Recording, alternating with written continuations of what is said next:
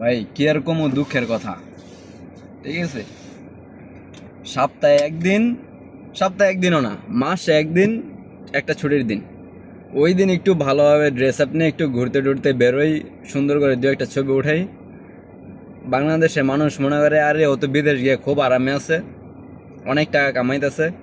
ভাই কথায় আছে না, ডোন্ট জাজ এ বুক বাই ইটস কভার। ঠিক আছে, তুমি ওই মাসে একটা ছবি ফেসবুকে দেখা তুমি এটা বিবেচনা করতে পারো না যে হ্যাঁ ছেলেটা অনেক আরামে আছে, অনেক টাকা কামাইতেছে। ঠিক আছে, আর মাসের মধ্যে 30 দিন যে আমাদের কাজ করতে করতে অবস্থা খারাপ হয়ে যায়, ওই দিনের ছবি তো আর তুমি দেখো না রে ভাই। ঠিক আছে, বিদেশে টাকা উড়ে না। বিদেশে তুমি যেই পরিশ্রম করো আইসা, ঠিক আছে, ওই পরিশ্রম যদি তুমি দেশে করো, ঠিক আছে, এর থেকে বেশি কামাইতে পারবো। প্রতিটা বাঙালি আমাদের বাংলাদেশে যারা কাজ করে 8 ঘন্টা, 10 ঘন্টা, 12 ঘন্টা, ঠিক আছে, আর বিদেশে যে 18 ঘন্টা, 19 ঘন্টা, 20 ঘন্টাও খাটে এমন লোক আমি দেখছি।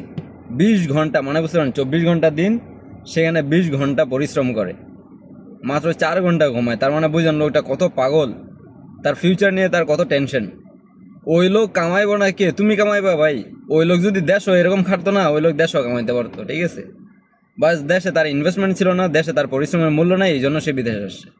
এখন তুমি যদি গাধার মতো খাটতে পারো, তোমার যদি এই মনোবল থাকে, এরকম ইচ্ছা শক্তি থাকে যে হ্যাঁ ভাই আমি টাকার জন্য খাটতে পারবো, দিন রাত 24 ঘন্টা দরকার খাটবো, ঘুমাবো দরকার 2-3 ঘন্টা, হ্যাঁ একটা না 2-3 বছর করলাম, যা টাকা আসো ওইটা জমা দেশে গিয়ে কিছু করলাম, এরকম নিয়ত থাকলে তুমি আসো বিদেশে, তোমার জন্য বিদেশ। আর যদি তুমি ওই আশপাশের লোকদের দেখা, তোমার এলাকায় আশপাশের লোকদের দেখা যদি তোমার জলে ভিতরে ঝাড়ি, ওই বিদেশ গেছে, ওই এত আরামে আছে, এত টাকা কামাইতেছে, আই হা ঘুরা বেড়ায়, তার মানে তো সে বিদেশে অনেক আরাম, আমিও যাই বিদেশে। এরকম ভাই পাল্লা দিয়ে বিদেশে যাইছো না, ঠিক আছে, তাইলে একদম মারা খাইবা, পুরা মারা খাইবা। যে টাকা খরচ করে আইবা ওই টাকা তো হারাইবা, দেশে যে ভালো বেতনের চাকরিটা থুইবা ওইটাও হারাইবা। ঠিক আছে, পরে দেশে গিয়ে তুমি ওই চাকরিও পাইবা না। এখন বাংলাদেশেও কিন্তু চাকরি পাওয়া অনেক মুশকিল হয়ে গেছে। গার্মেন্টস সেক্টর, যেখানে আগে লেখা থাকতো যে এখানে লোক প্রয়োজন, ভীষণ বিরাট বড় লাইন লাগতো লোক নিয়োগের জন্য, আর এখন ওইখানেও শিক্ষিত লোকও চান্স পায় না। তো বুঝেন কি অবস্থা চলতেছে দেশে। যে ভালো অবস্থায় আছেন, 15,000 20,000 টাকা ইনকাম করেন ভাই, দেশে থেকে যান।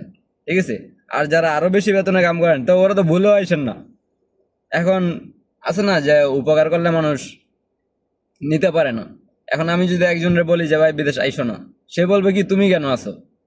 ভাই আমি কেন আছে, আমি যদি বাংলাদেশে 15,000 20,000 টাকা বেতনে চাকরি করতাম, আমি জীবনে আইতাম না। আমি কয় টাকা বেতনে বাংলাদেশে চাকরি করতাম ওটা জানলে হাসবেন। ঠিক আছে, এই জন্য আমি বললাম না। তো যাই হোক, সবাই ভালো থাকেন, আর যদি কেউ মারা খাইতে চান চলে আসেন।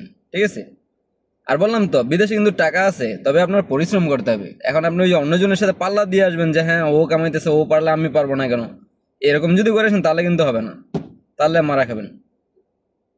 আপনার নিজের বিশ্বাস রাখতে হবে যে হ্যাঁ ভাই আমি বাংলাদেশে 12 ঘন্টা 15 ঘন্টা কাজ করতেছি, 5,000 টাকা 10,000 টাকা বেতনে, 8,000 10,000 টাকা বেতনে কাজ করতেছি 15 ঘন্টা, তো আমি বিদেশে গিয়ে 50,000 পাবো, 18 ঘন্টা কাজ করলাম, এরকম যদি মানসিকতা থাকে তাহলে চলে আসো। ঠিক আছে না, তাহলে চলে আসো, ইনশাল্লাহ ভালো হবে তোমার জন্য বিদেশ, তুমি অনেক টাকা কামাইতে পারবো ইনশাল্লাহ।